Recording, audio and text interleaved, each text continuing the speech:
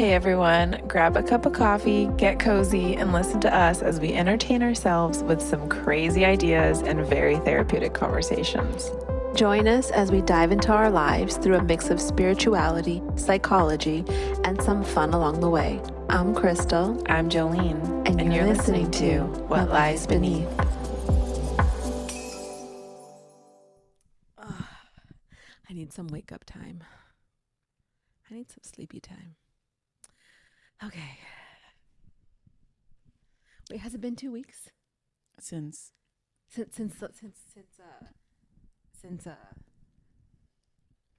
had a bombshell. Oh my God. Yeah, it's been exactly 2 weeks, I think. I think so, yeah. Dude, I can't even I can't even process it. I feel like it's still kind of crazy, but it makes so much make sense. Yeah. Yeah. Okay, so you said that you had a lot of questions. I did, but I've forgotten them. Oh my gosh, I've forgotten them. Joe's been living like a sanguine for 2 weeks. Yeah, I really have been. I think ever since I found out, I've just accepted it and let myself be however. Yeah. I did write down some questions. I don't know if they're fully sanguine related, but these were just random thoughts I had. And I was like, oh, we should talk about this on the podcast. So yes, sanguines can also be very emotional, like phlegmatics. Mm-hmm. I'm curious, because I thought I was a phlegmatic for a very long time. Yeah. Is it just because I was an analyzer that I would be stuck in the shame cycle that would prolongate the emotional state I was in? Oh, that's a good question. Because I used to get stuck in emotional states for a very long time, mm-hmm. and I couldn't shake it. And I'm curious, because that's what made me think I was a phlegmatic. Mm-hmm. So I'm like, why? I'm curious why that happens, or why that happened. So can you give me an example? I mean, breakups, I guess, are one. Yeah. How long would it take you to get over the breakup? Depends on which one we're talking about. Ballpark. But probably at least a year. Okay. If not longer. Yeah. Some of them were a little longer. Yeah. And what would you get stuck in exactly?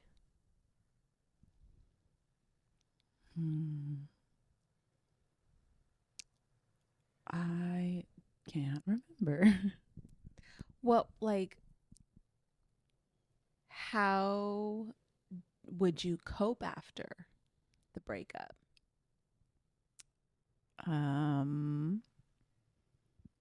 Let's see. Lots of partying. Mm-hmm. Spending all my money on shopping. Mm-hmm.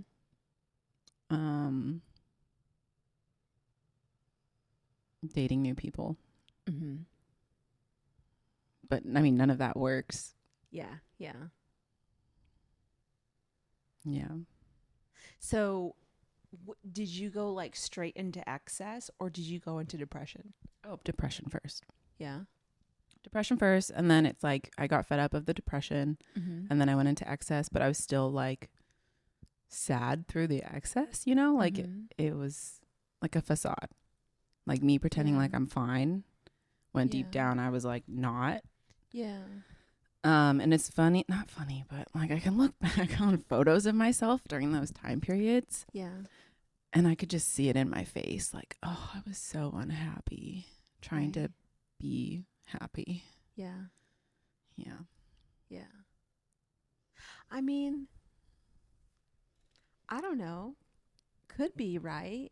Because I feel like I can relate to that a little bit. Although I can relate more to being stuck in the depression and the isolation. Yeah. Definitely that for at least 2-3 months. Okay. And then I would fly into excess. Okay. Yeah. Is there anything else that made you feel like you were phlegmatic?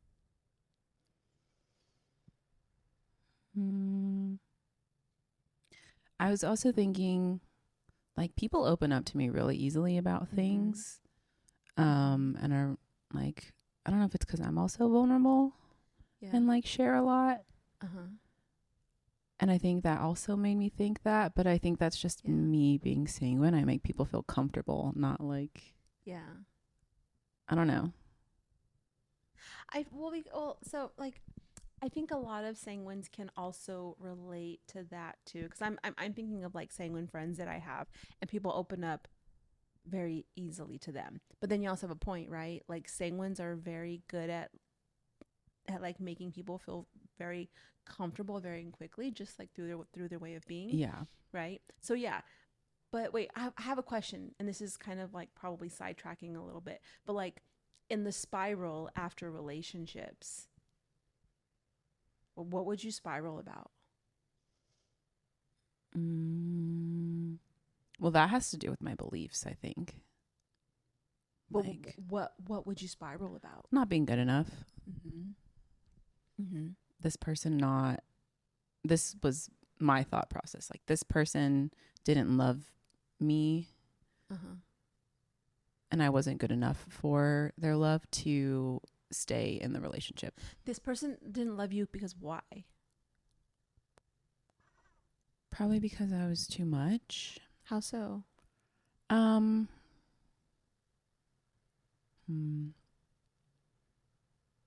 think I didn't understand my beliefs and how they were being triggered then, and how I was reacting to certain situations. And then when I would react that way, it would like push them away. And I would relate that to not like not being unconditionally loved. How would you react?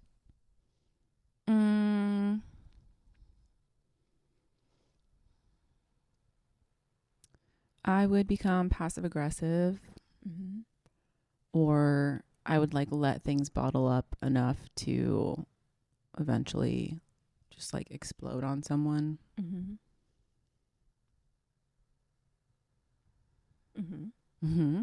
Yeah. Yeah. Go on. Oh, I'm supposed to say more? Okay. No. I'm just curious. Yeah, that's what's coming to mind. Okay. Yeah. What would your explosion look like? So I never really got angry with my partners. Okay. I think I think it was anger, but I don't think I allowed myself to get angry. Right. So it just looked like a lot of crying. Okay. Like uncontrollably. Yeah. Did you feel angry? I don't think I recognized it as anger at the time, but looking back, yes. What were you angry about?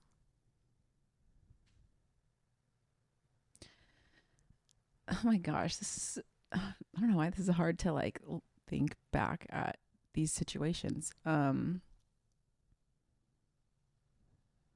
was I angry about? I think it was actually more resentment and anger, I guess. Of like feeling like my love and affection was unreceived. And I also was expecting them to love me in a certain way. Though, and I took that as they didn't love me, though it was just they were showing it in a different way. That's my like, reflection on it now. Like, they were showing love. I just couldn't see it because I was looking for something specific in my mind of what love was. What were you looking for?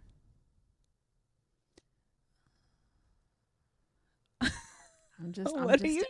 I'm so curious, like what you're trying to get to. No, I'm just exploring. Okay. Yeah. yeah, I don't know. I also never like expressed to them what I ever want. Like I wanted, I kind of just had this expectation. Mm-hmm. I like receiving gifts Mm-hmm. and like little things. I like people, like acts of service, Uh-huh. and like gifts are one of my two love languages, I guess. Yeah. And yeah, I never really expressed that I wanted those things. So I would like just have this expectation and then not say anything and then not get anything and then be bitter about it. Yeah. And then when you didn't get it, you would perceive it as like they don't, like they must not love me. Yeah. And therefore what? That's when I would get passive aggressive and push them away. And then obviously like they're confused because they're like, why is she being passive aggressive all of a sudden? And then I wouldn't say anything. And then eventually it would get to a point where it will just like boil up and then I just can't keep my mouth closed about it anymore. But then it would come off still in a passive aggressive manner. Like, what would you say?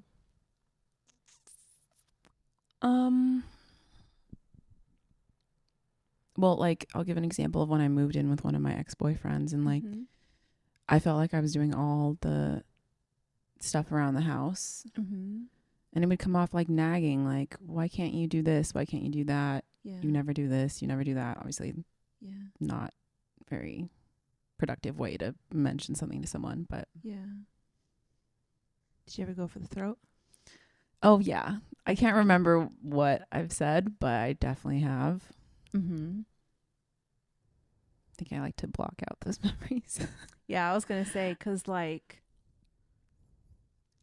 if I look back to times where like I had like, it was like the buildup, like right, like the anger, the resentment, the buildup, the explosion. The explosion always went for the throat.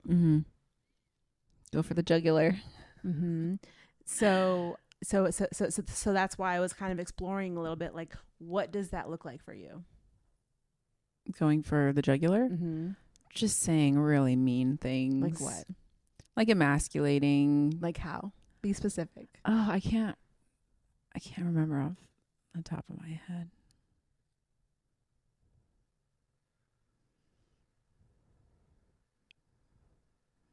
How do you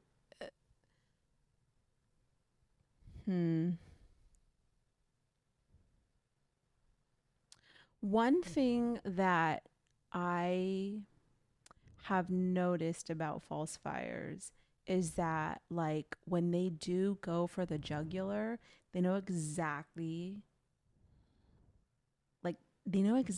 what they're hitting. Like they know exactly the pain point that like they're hitting of the other person. Yeah.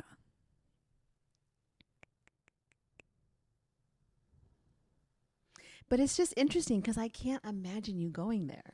I know, but I used to. Yeah. Yeah.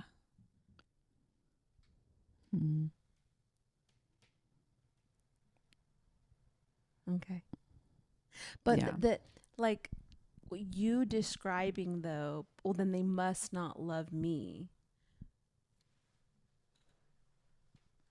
I guess I was just trying to figure out like what, like if there's a little bit of a distinction there, because like, okay, so the one thing about sanguines is that they build their identity off of what they think the other person is experiencing of them, right? And if the experience is not positive, then sanguines immediately go to, it's me, I'm the problem, something's wrong with me. I definitely do that. And it's like, you know, it's me, something's wrong with me because, what is the because for you? Like, what does it validate for you?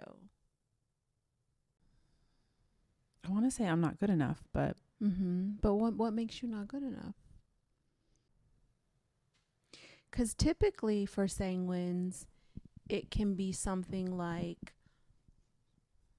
it's me because I'm weird, I'm different, I'm alien, I'm just not like other people, things like that, right? Because sanguines always kind of feel a little out of pocket. But for phlegmatics, or at least myself, for me, it's me, I'm the problem. This person doesn't love me because I'm being difficult, I'm asking for too much. Like for me, it goes down to it would always come back to my beliefs of men are weak and I cannot be a burden. Because when I am a burden, people don't want me. Yeah. Yeah, I'll give you like a specific of one of the relationships that I was in. I actually did bring up something about, because I did feel like a burden. And I think in relationship, I don't want to say I give too much, because I don't think that I do. I think that in some ways I was probably giving just to the wrong people. And I remember having a conversation with him about like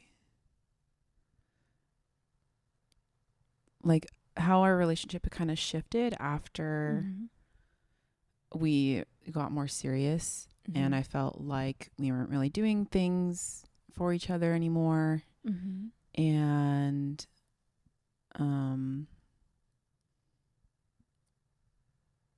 I don't even remember how it went exactly, but what I took from the conversation was like, why do I need to like do those things to like show you that I care about you? Like, we don't need to do that. And it was like me asking for, I don't know, just something to make the relationship feel like it was a relationship versus us just like casually hanging out. I forgot where I was going with this. So let me ask you a question. What does make it feel like a relationship to you? Well, I think I have a belief about like being important. So I like. What makes you feel important?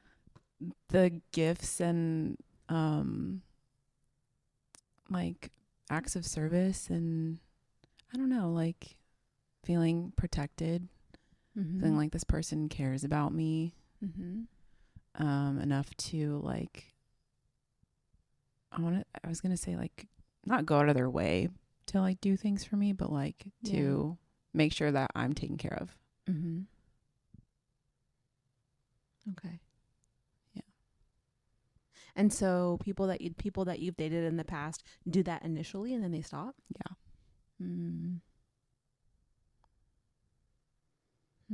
Okay. Yeah, and I think from that conversation, well, one, I think it validated a belief that I have that men are incapable of taking care of me. Yeah. I think, yeah. And I forgot what we were talking about before this that related to that, but yeah. Well, so when they stop doing those things, you start telling yourself what?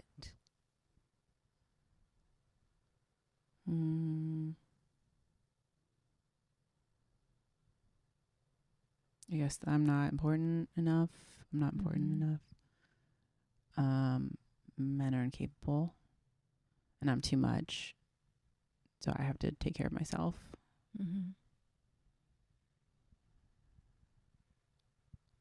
Okay.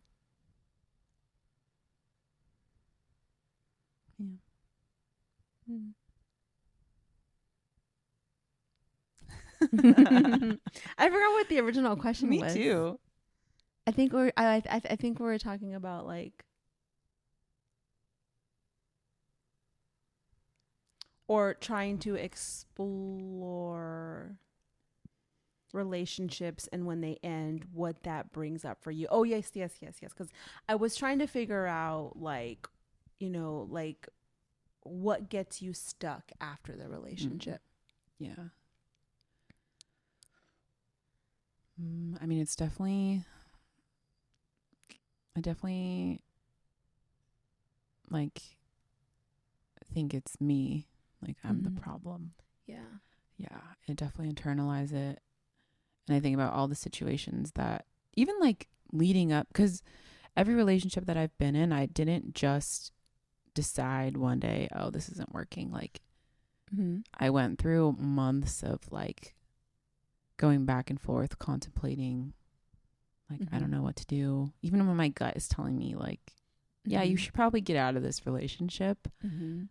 I'm still looking for ways to like make it work. And I'm like doing everything that I feel like I can to like make it work. Yeah, so I definitely feel like it's me. Yeah. I'm the problem.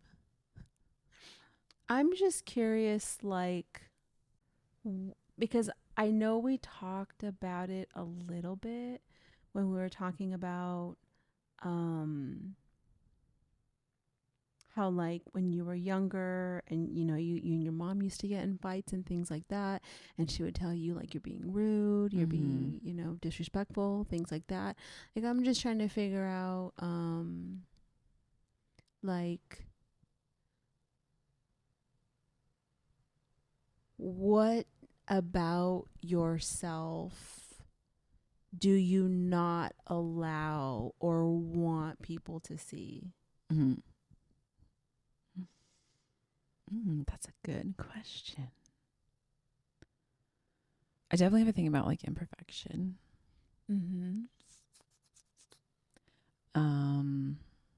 What does that mean for you? Because you don't strike me as someone who's a perfectionist. I used to be. How so? Oh my gosh, in every possible way. Like grades, school. This was like way back when. Not after a while. I think I gave up on that. But like grades, school. My room used to be so orderly. Like everything had to be in a specific spot, or I'd like go crazy. And how long did that last for? Like that I would be like this, or like you're talking after something would be out of place. Well, because you said that like, okay, you said grades, but then after a while. Yeah. I think that might have been because my parents used to be really like,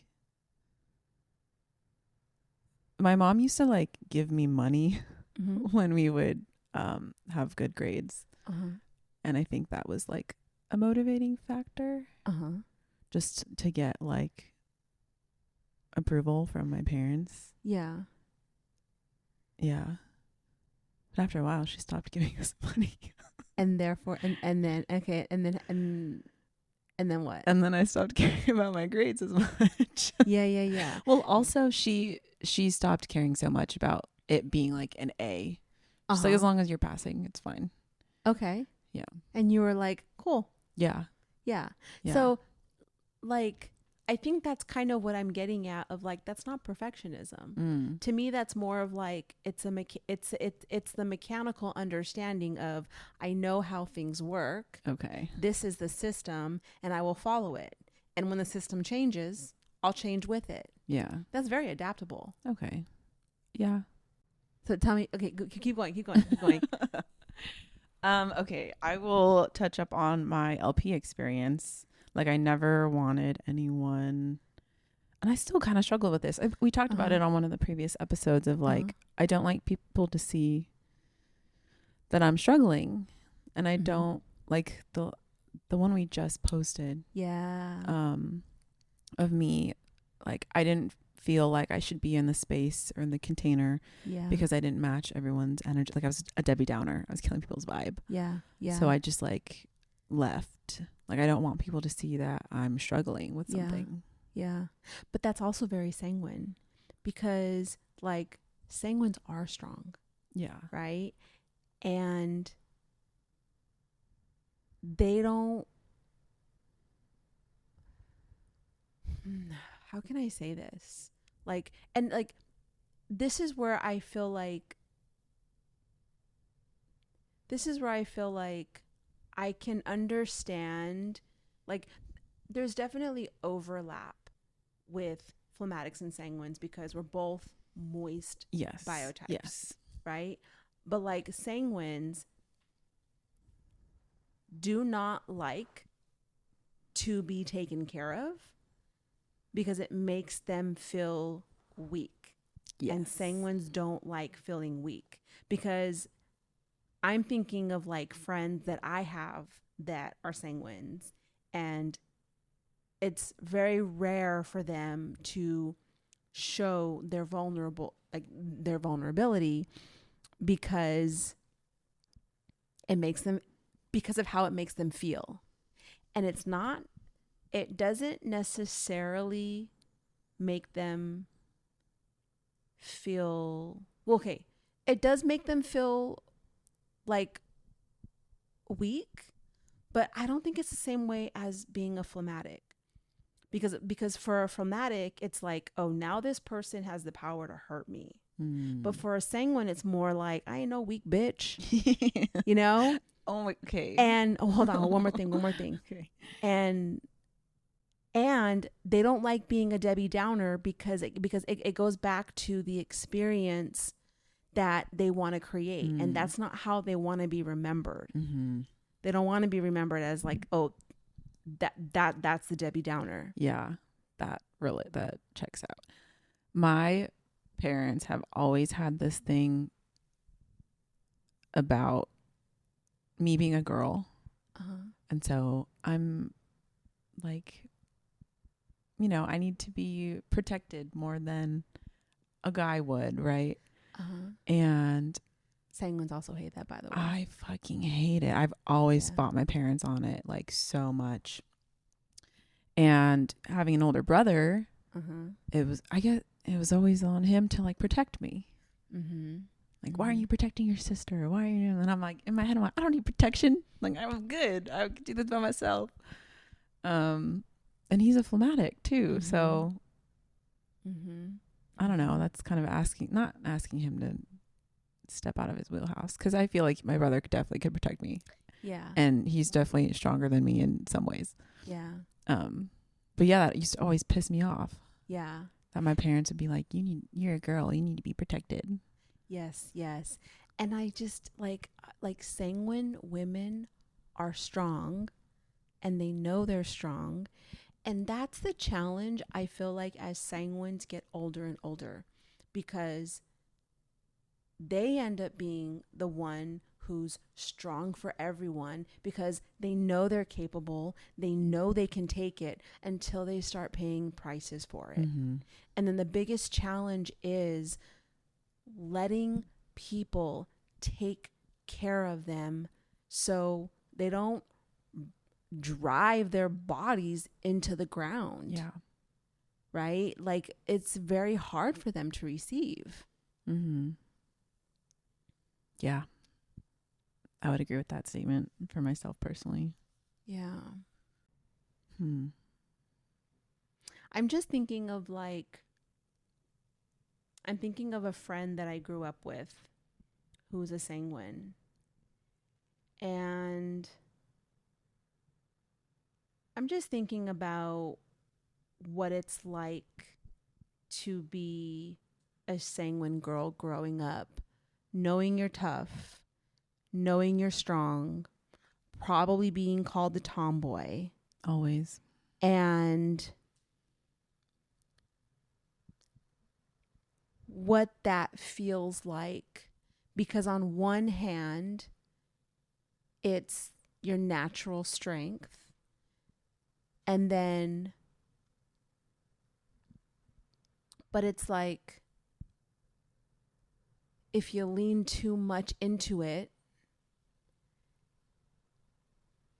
you end up growing up never feeling protected or cared for because you're always the one doing the protection. In fact, it just becomes expected of you until you need it.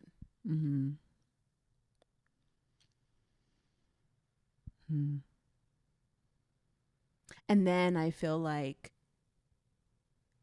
sanguines start becoming resentful because this is how they've trained people how to be in relationship with them. Which is also,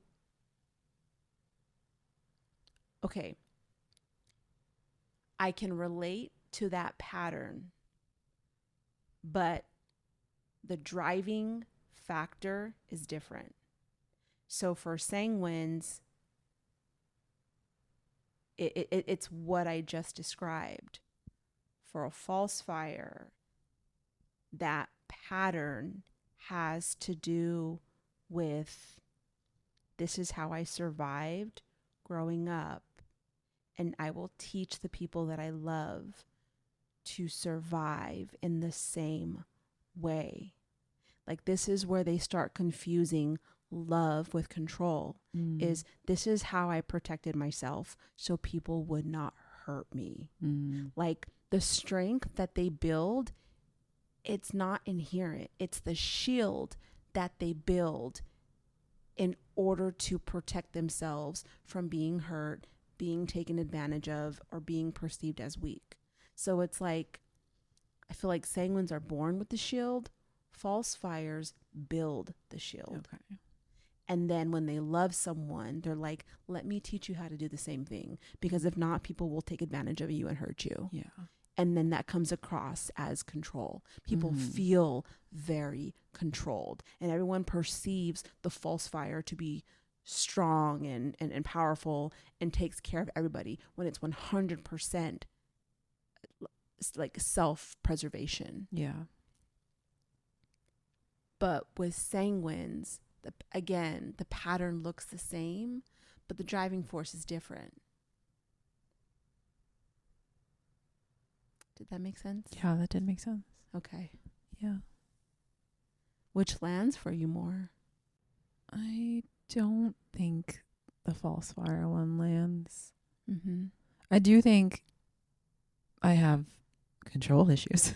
I think we all do. See, but I don't think because like, it's not like control. I think I don't know. I just like predictable outcomes. Okay. And it's not, I don't think I need to like control my strength or like make anyone learn in the same way that I did. I don't relate to that. Okay. Yeah.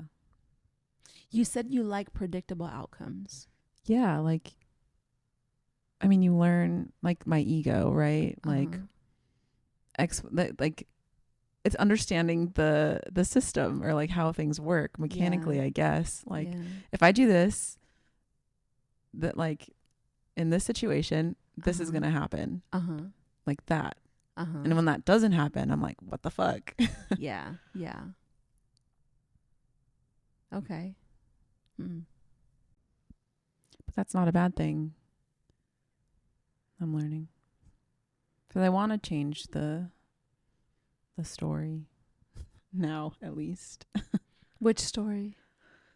Just like we talked about on the episode that just came out, because I just re-listened to it, and you're talking about like giving my ego evidence that of a different outcome, like a positive one.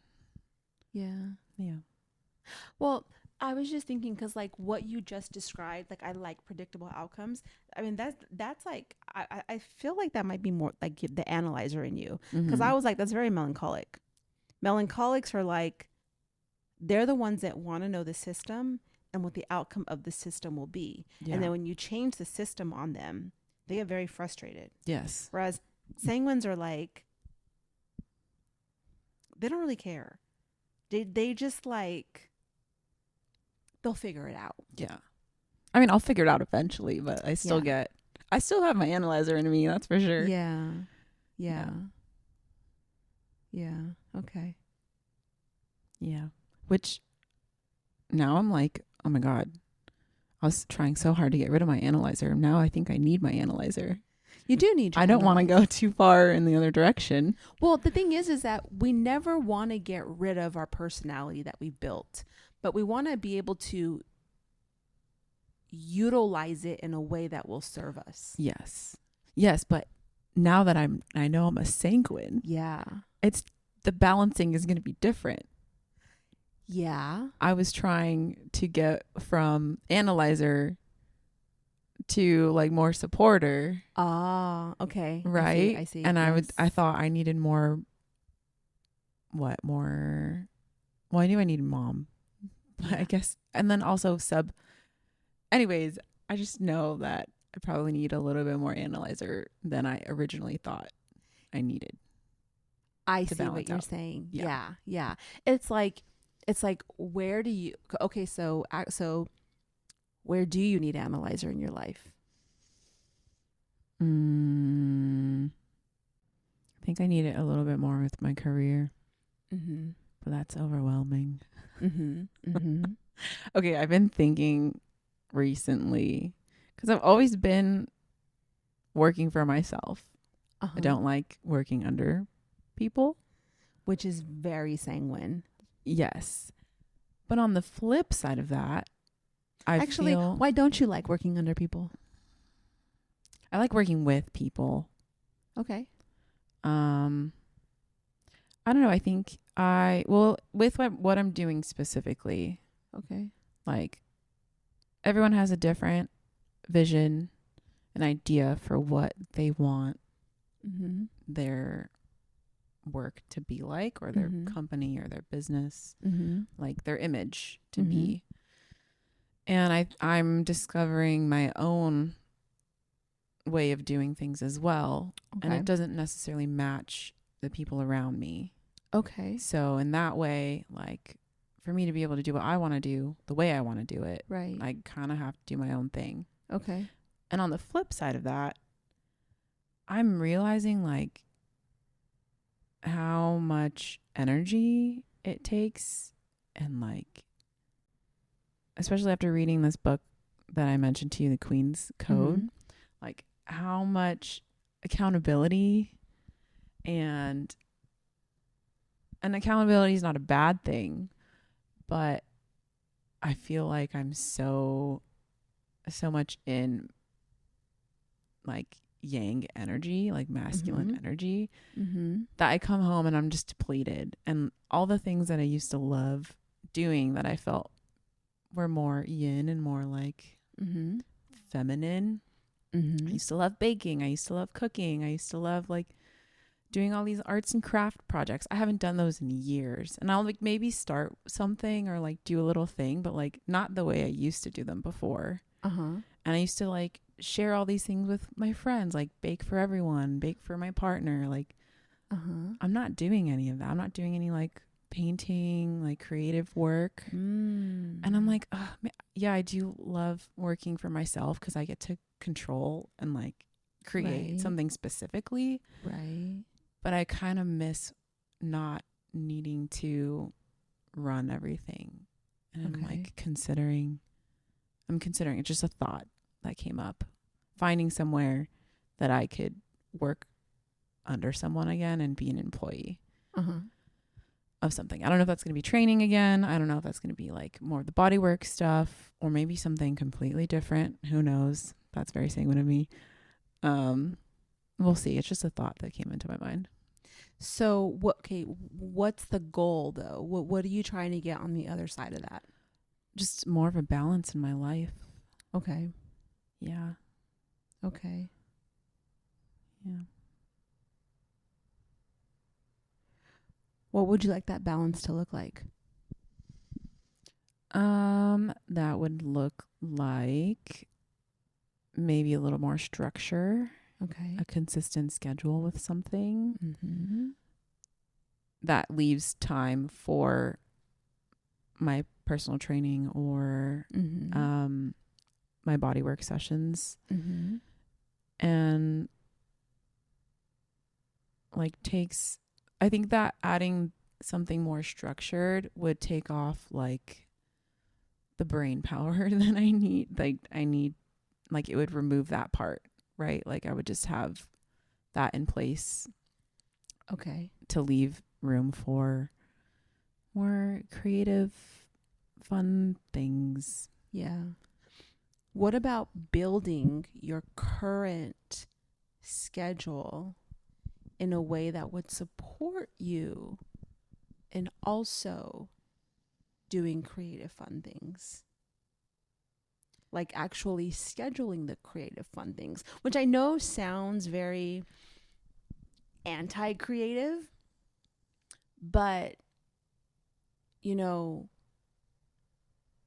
like whether you continue to do something on your own or you go and work for somebody else, right? You are still going to have to bring creativity into your life. Yes. So what's stopping you from building it into your life now? So I've attempted scheduling things out, adding it into my calendar, blocking it off. What happens? It just goes out the window. How? Something else will come up, or like things I need to do around the house. Okay. A client that reaches out and I fit them in my schedule. So those are all opportunities you could say no to. Right. Or schedule outside of your time. Yes, that sounds great in theory. But then in real life, I don't end up doing that. Why? I don't know.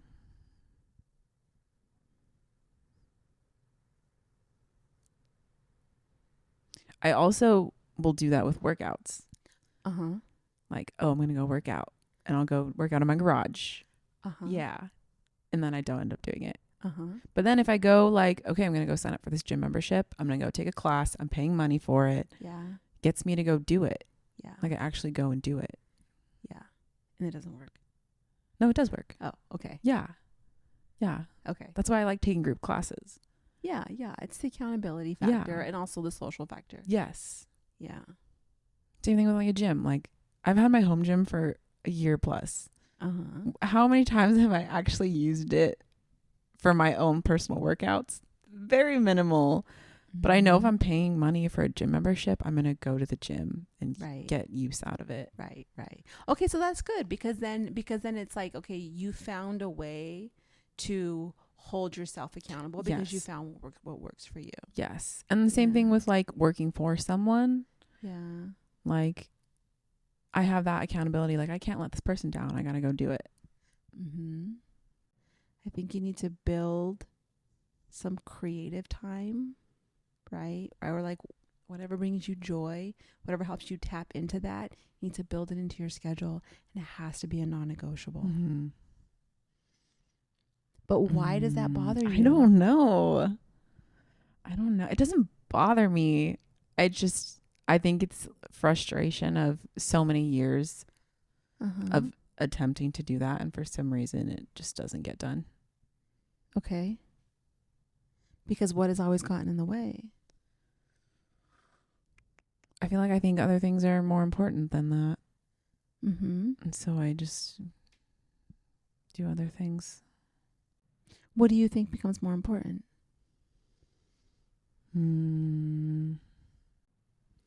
Well, for a long time, I would always work multiple jobs and always be doing something. And if I felt like I wasn't doing something, that I was being unproductive. And so I've worked through a lot of that, and now I can like have downtime and not feel guilty about it. Yeah. But now it's like, okay, now I have downtime and I don't feel guilty about having downtime. But I would like to do more creative things with my downtime. And that's where I'm at right now. Okay. So what would you like to do?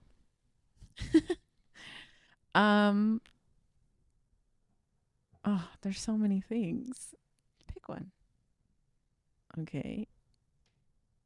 Right now, I would like to either start like doing little painting projects. Okay. Or I was talking to a friend about writing a song. Oh. Yeah. Like producing a song. I love that. Yeah, me too. I would love that too. Okay. I also would like to do ceramics again. Ceramics is so fun. Nice. There's this class that my friend told me about that is at the Torrance Civic Center. Uh-huh. But it's always like full. Oh. I don't know when the new session is, but I would love to do that again. Okay. Okay. So then, I mean, the homework is pretty straightforward. Put it on your calendar and you don't move it. Okay. And when something comes up, it gets to get scheduled around it. Okay. Yeah. And then you write about everything that's coming up for you in that moment. Yeah. I'm also thinking about how when it doesn't get done, I go into like a shame cycle about it. And what do you tell yourself?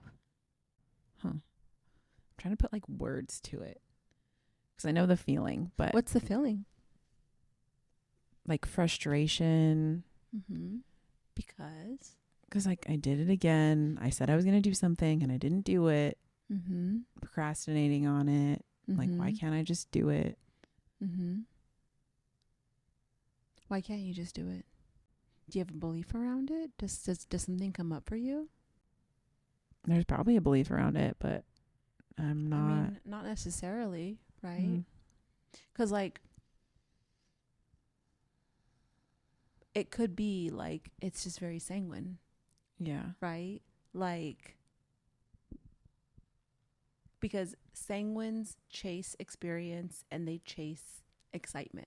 And if it's not that, then I want to chase it.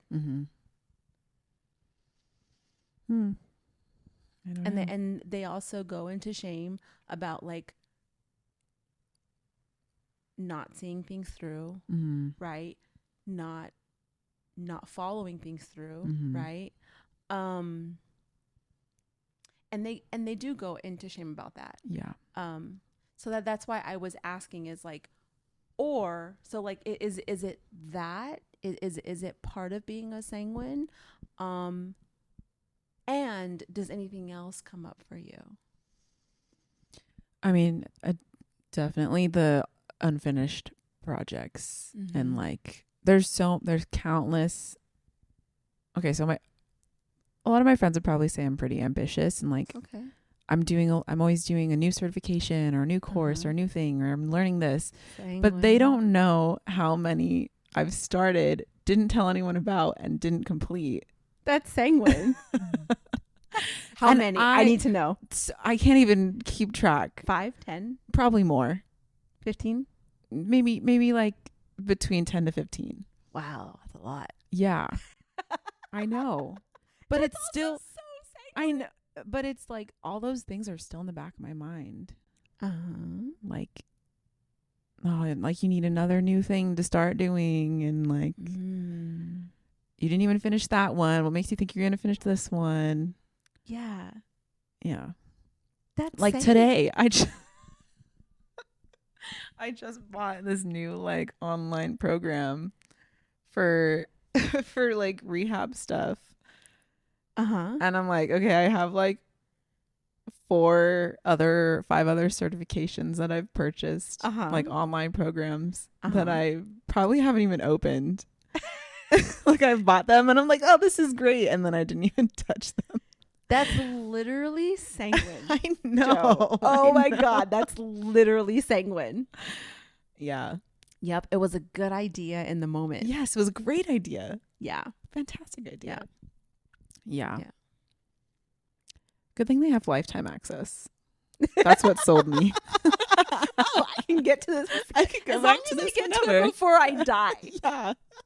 Well, also too, like, the reason why I was exploring is because, like, I would also like to be able to articulate more of, like, what that really is like for sanguines, right? Because it's like, Ro can speak so, he can speak so well to the sanguine pain because he is. Yes. Right? Just like I can speak so well to the phlegmatic and the falsifier pain because I know it. Yes. So part of it too is like me just also wanting to, like, always better my understanding of, like, what is that like for you? Yeah. That's so sanguine. Oh my God. That's what I was saying. A lot of my life makes sense now. Yeah. Cause, like, my brother was literally describing it on his episode where he was like, like, what would come up for him was the constant conversation with my mom. Well, then what are you doing with your life? Yeah. Right. And it's like, actually, I feel like a lot of sanguines can really relate to that. It's like, oh, you're just on to the next thing now, and you're on to the next thing, and you don't actually ever see anything through or finish everything through, and then there goes the sanguine shame. Yeah. But what I'm trying to figure out is what's on the other side of what's the self-talk that's on the other side of that sanguine shame. What do you mean by that? What do you tell yourself, or do you tell yourself anything? Like, to counteract the sanguine shame? Not necessarily counteract it, but is it like, I'm stupid, I'm lazy? Well, only 2 weeks ago is when I found out that I'm a sanguine. And so this whole time I'm like, I'm just fucking lazy. I'm a procrastinator. Yes. Why can't I, like, and then I'm like, is this a dad thing? Like, why am I procrastinating so much? Like, is it because I don't have dad? Like, I have ADD. Is there a belief behind it? I know I have ADD. I got tested. Yeah. Well, do you have ADD or are you just sanguine? Yeah. Now I know I'm just sanguine, but yeah. Okay. Yeah. That makes a lot of sense. Yeah, but I'm lazy is definitely heavy. That's a big one. Yeah. I feel, and it's interesting you say that, because this is exactly why cholerics and sanguines, this is exactly what drives cholerics crazy about sanguines, is this. What, being lazy? And well, it's not the being lazy, but they will absolutely judge the sanguine as being lazy because they don't actually finish anything and therefore aren't producing results. Yes. Yeah. Yeah. Yeah.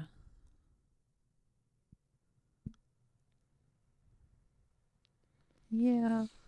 Oh. Well, now I'm like, is my mom a falsifier or is she a sanguine?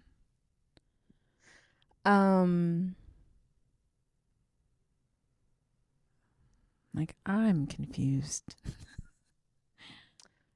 My whole family's hard to read. Do you want to look at pictures of her? Yes. I have this one that my uncle sent me when I was there, or my aunt sent me when I was there, because they were looking through old photo albums. And I think I sent it to you. I think so. But it was my mom and my dad when they were dating. They weren't married yet.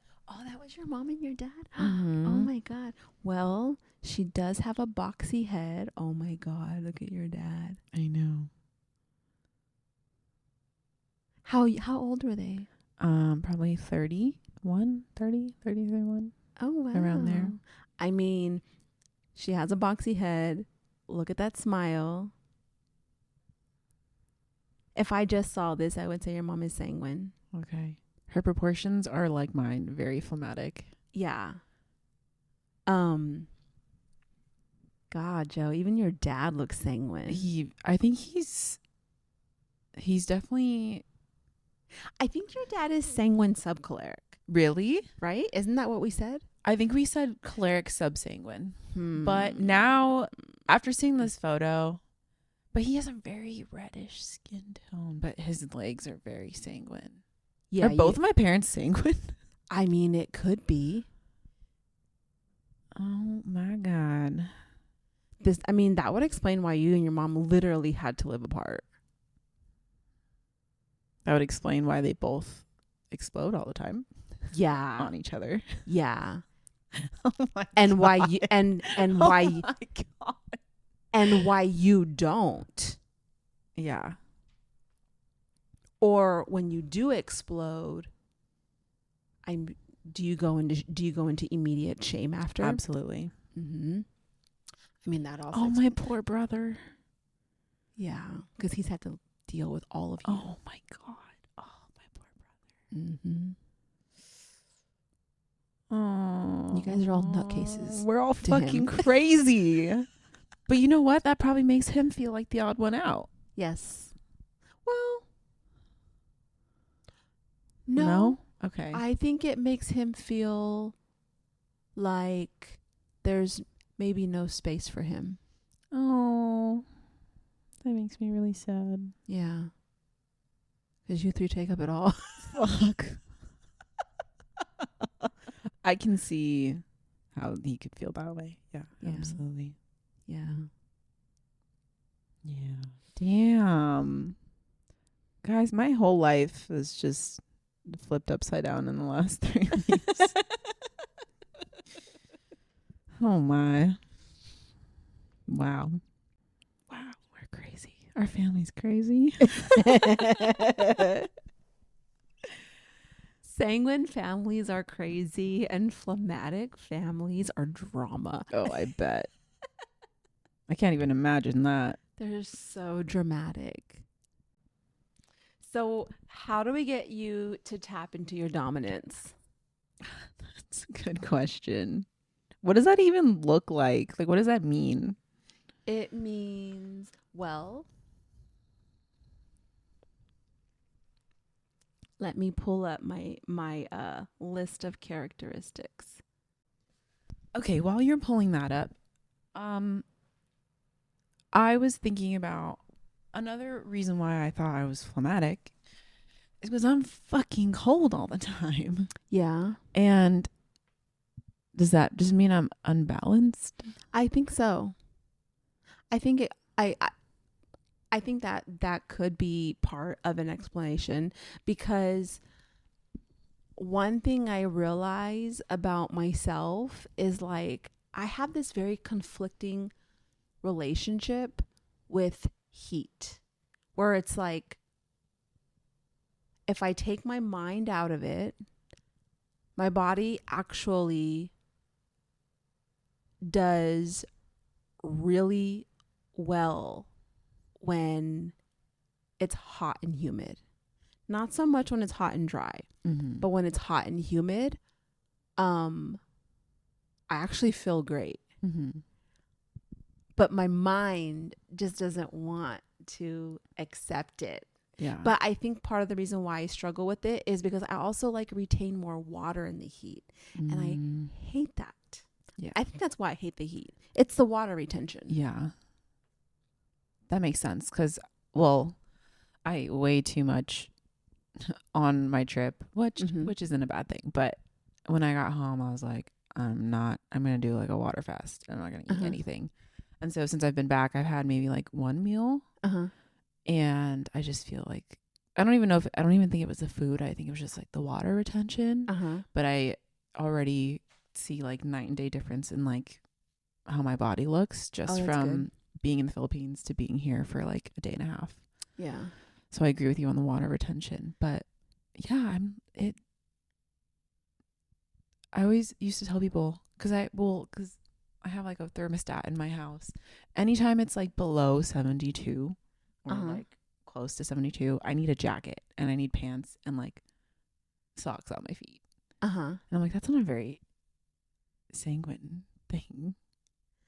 No, it's not. And I don't know, maybe that will change, or you might start noticing differences when you start balancing more towards dominance. Maybe. Yeah, because I was talking to Dainia about, because I told Lorena, I was like, Lorena, I think I might be a sanguine. And what did she say? She was like, "What? How did you guys figure it out?" And then she's like, "Oh, I can't wait to see, like, listen to the episode." Yeah. And she was hanging out with Dinea, and so Dinea texted me like, "Girl, I heard from Lorena that you think you're a sanguine," and so we were going back and forth, like, texting about like traits and stuff and differences, because she's a false fire. Yes, she's a phlegmatic false fire. She is. And I was like, I don't understand why I'm like cold all the time. She's like, oh well, biotypes was originally for like medical purposes. Yeah. So, and I told her, like, is it that just mean I'm imbalanced? And she's like, well, it was originally for medical purposes. So yeah, that might be a clue into why you are cold. And I'm like, okay, well, because Ro always tells false fires, like, when you start going back into your water, you will gain weight. Yeah, I think maybe I'm just unbalanced. Yeah. But I guess I was thinking, like, even with like drinking hot, cold water, like hot drinks, cold drinks. I used, well, at least when I was playing volleyball, like competitively, I used to love, like, there was nothing better than like coming out from practice on like a water break and like a sip of ice cold water. Yeah. And then I don't know at what point, like, I started hating drinking ice water. Oh, really? Like, I didn't like drinking cold water at all. Okay. But I don't remember when that was, but yeah, I don't know. I'm just like getting all these like flashback memories of situations, and I'm like, why was that way? Or like, why is that?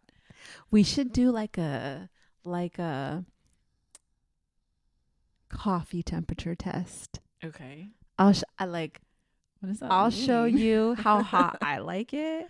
And you tell me how that is for you. Okay. I'm going to burn my fucking tongue. I already know. Will. I do too sometimes, but I like it. My ex-boyfriend used to make fun of me because he would make coffee or make tea, and I would literally wait until it was like room temperature to drink it. And he Ew, that's gross. Not room temperature. It would be warm, but like to him, he's like, this is fucking cold already. Like, why are you waiting this long to drink it? And I'm like, it was going to burn my tongue. I'm like, what are you talking about? Like, I can't drink it hot like that.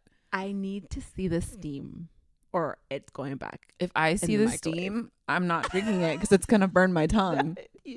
That means it's hot. So I was in Arizona this week for work, and a couple of times I ordered coffee from the hotel lobby, and she was like, "You want that cold, right?" I was like, "No, actually, can I have an extra hot, please?"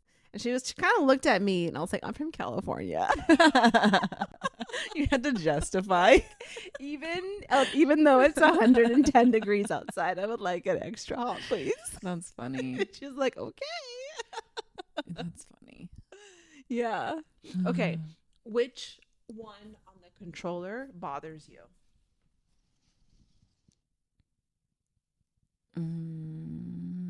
What do you mean by bothers? Like, for me to do? Are you very comfortable doing all of those? No. Which ones are you most uncomfortable with? Most uncomfortable? Mm-hmm. Probably request. Okay. Demand, for sure. Maybe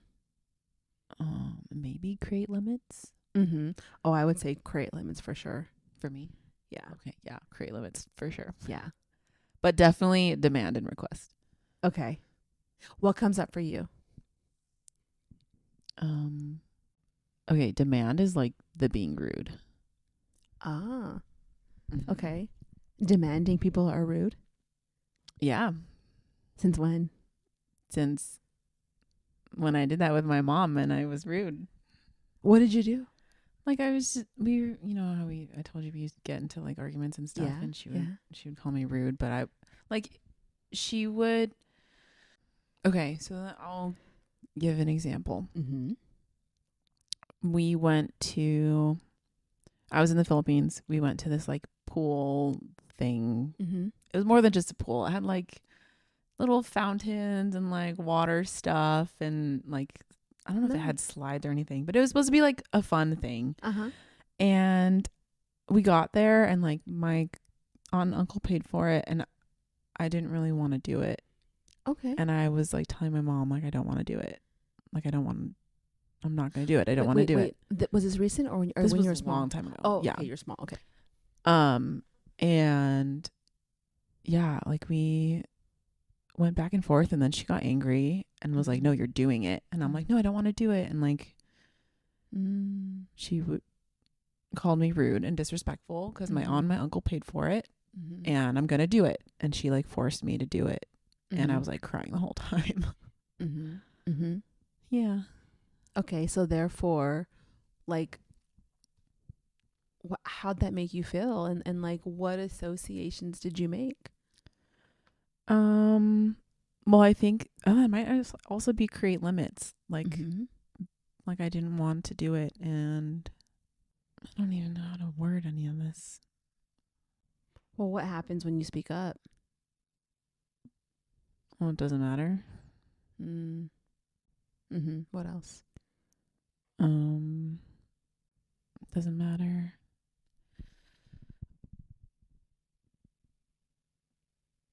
I want to say like that goes back to the not important thing. Like what I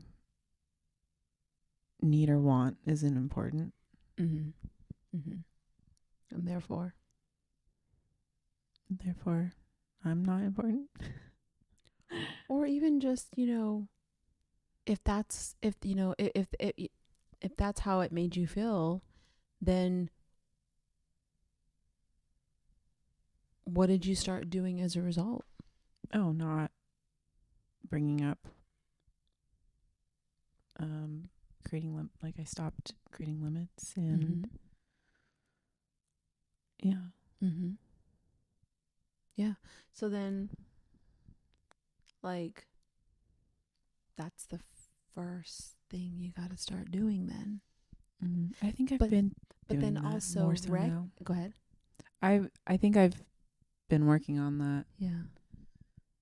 But having it come from this place now of like the understanding behind it, I think it's going to make it different. Where are you not creating limits? With my schedule, for one. I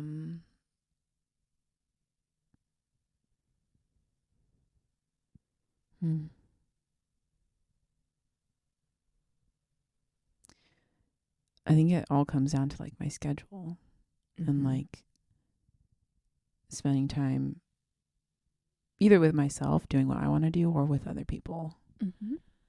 And I think that was why also my trip to Croatia last year was huge for me. Yeah.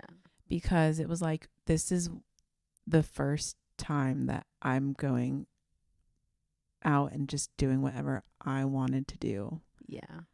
Yeah. Yeah. No, you're absolutely right. That was amazing. Yeah. It was, I want to say life-changing. It was, for me personally, it was like life-changing. Yeah. Yeah. So then you get to like bring that to where you need it the most. Yeah. And you're not doing it. Yeah. I was going to say it was also easier to do that out there because, yes, I did meet people and they became my friends, but I also didn't have that like relationship with them where I didn't feel like the relationship was going to be at risk if I said no to something. Ah, I see. And so when I came back here, I was like, why can't I just do that with my friends now or the people that You could. Right. But what is getting in the way? What are you afraid of? Being inconsiderate.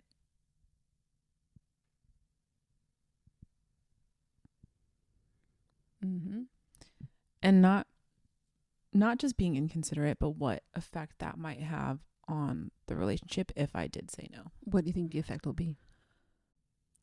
I think that I think this might be a sanguine thing. Like you said, the experience that you give people, right? Like if I said no and I didn't go, or like they thought something about me because I said no, that would in turn affect the relationship and like put it at jeopardy of being lost or like a wedge being between us.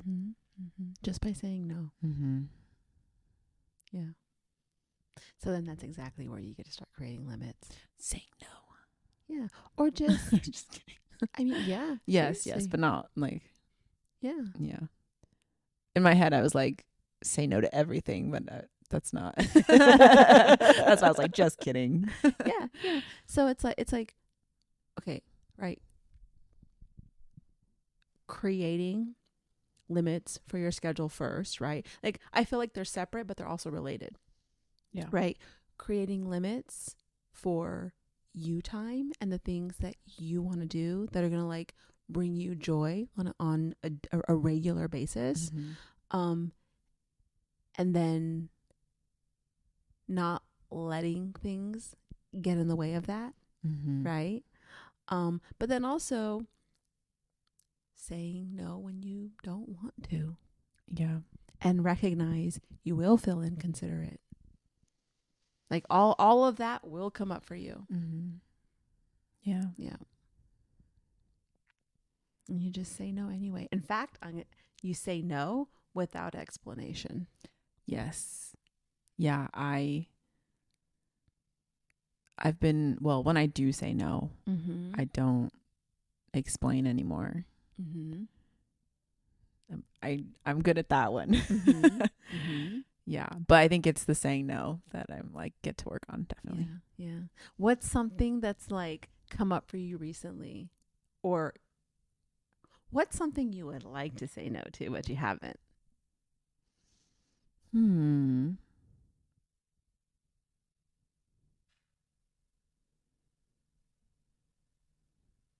don't know. Well, I've been on my trip for a while, for True. the last week, so True. I'll get back to you on that. Okay. Okay. Give me a week, something will come up. Yeah. Yeah. Okay. All right. Yeah. Okay. That's this week's homework. Yeah. Okay. Thank Create you. limits. Thanks. Thank you. I feel like you need something else though. Okay. Because like create limits feels a little more like you're waiting for the opportunity, or you'll do it when the opportunity comes.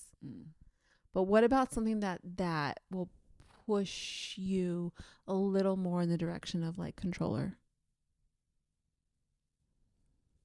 Like from this list? Yeah. Or even if other things come up for you when you think of controller. Request. Okay. What would you like to request? I don't know. Okay. I'll think about it. Yeah. Yeah. Take lead probably too. Mm-hmm. Honestly, all of them. Let me just be real. All of them. I think I'm getting better at being seen. Yeah. But all the other ones, actually, I think I suggest a lot too. But like, if it gets denied, I'm like, okay, that's it. At least I brought it up. Ah. What's an example? Well, like with my family on this trip, just like me noticing something. I forgot what it was exactly. I think it was like something. I don't even remember it. It had to do with like the weather or some sort of condition. Mm-hmm. And I noticed that someone like my brother or my dad or something like was not prepared for that. Mm-hmm. So like, oh, like, have you like, what would bringing this or something be like a good idea? And they'd be like, no, I don't need that. And I'd be like, okay, at least I brought it up. And then we would get there and be like, fuck, I wish I brought this. And it's like, well, I brought it up to you, but whatever. Oh, so maybe it's bringing it up in a different way. Okay. Yeah. Like instead of asking a question, making it more of a statement. Would that make you uncomfortable? Yes. Very much so. Then there you go. More statements, less questions. Yeah, I ask a lot of questions. Yeah. Which is very supporter. Mm-hmm. Yeah. So then you get to make statements. I don't like that. I know. Yeah. I really don't like that. Yeah. Then that's it. I'll bring up. Okay, there was one time that like my friends were talking about this restaurant, and I knew that the restaurant closed. Okay. And I brought it up. I was like, I'm pretty sure that restaurant closed. And they're like, no, it must be still there. And I'm like, no, I'm pretty sure it's gone. And you were certain. And I was certain. Okay. And then like they found out it was like closed. And they're like, what the fuck, Joe? Like, why didn't you just say it was closed? I'm like, I did. I said it was closed. And they're like, no, you made it like a possibility. And I was like, no, I said it was closed. Like in my mind, I was like, I was telling you guys it was closed. Yeah. But I could see how like it didn't come off like as a certainty, like a statement. It was just like I think so. Yeah. So why are you so easygoing? I don't know. 'Cause I'm a sanguine. How do kidding. How do you not want to be perceived? The first thing that came to mind is like a troublemaker, but that's not even causing trouble. I think just. But it makes a lot of sense. Yeah. Because when you did speak up, you felt like you were being a troublemaker given your mom's reaction. Yeah. Yep. Yeah. Yeah. Yeah. So it's like be recognizing where you want to soften how you show up so you're not perceived a certain way. Just recognizing what are the ways that you're not wanting to be perceived, because when you go about it a different way, that's exactly what your ego is going to be telling you how you're acting. So you're saying when I go about suggesting things in a different way that I've been, my ego is going to tell me that I am causing trouble. You are being those things. Okay. Yep. Exactly. Okay. Yeah. Like you could have said, no, guys, let me restate that. I know it's closed. Yeah. I guess the other part of me is like, well, I think with work, at least when I was first starting out, both personal training and like starting out body work, like I don't like to state things because what if I'm wrong? What if you're wrong? What if I'm wrong? What if you're wrong? Then I'm telling someone to do something and it's potentially going to put them in harm's way or be a waste of their time, or maybe I'm going to look stupid. Maybe. Yeah. Maybe. I mean, that is the risk we all take when we take the lead. Yeah. Yeah. And it is also the price that we will at some point pay. Yeah. And that's also the only way you learn. Okay. Yeah. And so it's like, that's where you just get to make friends with the shame that comes, acknowledge it, but then also acknowledge that this is like that it is the shame that comes from my biology, and it's not true. It's like you get to know what's going to come up for you, and it's okay. Yeah. But it doesn't make everything else true that wants to come along with it. Right. Yeah. Okay. Maybe what you just said made me think of something else. So this was during COVID, and I had a Twitter at the time, and I was posting about how I made a post about how just wearing a mask won't be the only thing that saves you from COVID. And someone that I know commented on it, and he had quite a huge following of people. And it was like, I think everyone just assumed that I was like super conservative and an anti-masker, anti-vaxxer, Uh-huh. and like I just got ripped apart. Uh-huh. Thousands of comments and Uh-huh. posts. Uh-huh. Like, yeah, let me just go eat my vegetables and like all these things about how I'm a terrible person and like I want people to die. I want people like ridiculous things that are not true. Yeah.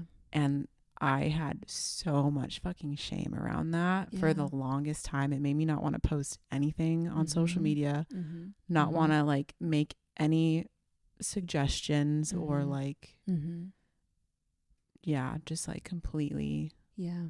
I deleted my Twitter. I was like, I can't do this. This is ridiculous.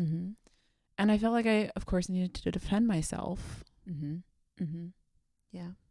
So then this is actually where you get to practice being a sanguine. Is like, you let it come and you let it go. Yeah. They'll find someone else to rip apart tomorrow or within the next hour. Yeah. Yeah. Yeah. They will. I guarantee you, an hour, like the next day, they're not going to be thinking about you. They're gonna go find the next person to shame. Yeah, that sat with me for a very long time. That shame about that situation. And the thing is like one of the most important things that I want sanguines to understand is that you like there's no way around the shame. Like it will just be a part of how your biology responds sometimes, and that is okay. It's like you get to like like number one, embrace it, but like also make friends with it and like kind of learn how to make fun of yourself a little bit. You know? Yeah. It's like that's the kind of relationship that you want to start creating with the shame, because there's no way to avoid it. Yeah. Yeah. While I was on my trip, there was a lot of downtime and we were like sitting in the car for a lot of it. And the whole time I was just like reflecting on my life and all these situations that I had a lot of like feelings about, but I couldn't name. And the biggest thing that came up was like shame. And I was like, oh my God, of course it was shame. Yeah. And now it's like, oh, now that I can like name it, I can just like let it go. And it doesn't have this like weight over me. Exactly. Yeah. Exactly. No, it just gets to be your buddy. Yeah. Thanks, Krystle. You're the best. You're welcome. So no more questions, just statements. Okay. No more questions. Okay. Because then I can also see how when they don't take it, then I could see how that would be the perfect opportunity to then feel unseen, unheard, invalidated, and not important. Yeah. Yeah, that's the story of my life. Yeah. Up until now. Yeah. Yeah. Alrighty. I feel like we talked about me the whole time. That's good. I kind of like it. Yeah. Yes. You're already learning. Oh my gosh. That was the perfect sanguine I kind of said answer. that on purpose. Well, there was kind of some truth behind it, but okay. That is exactly how you should feel.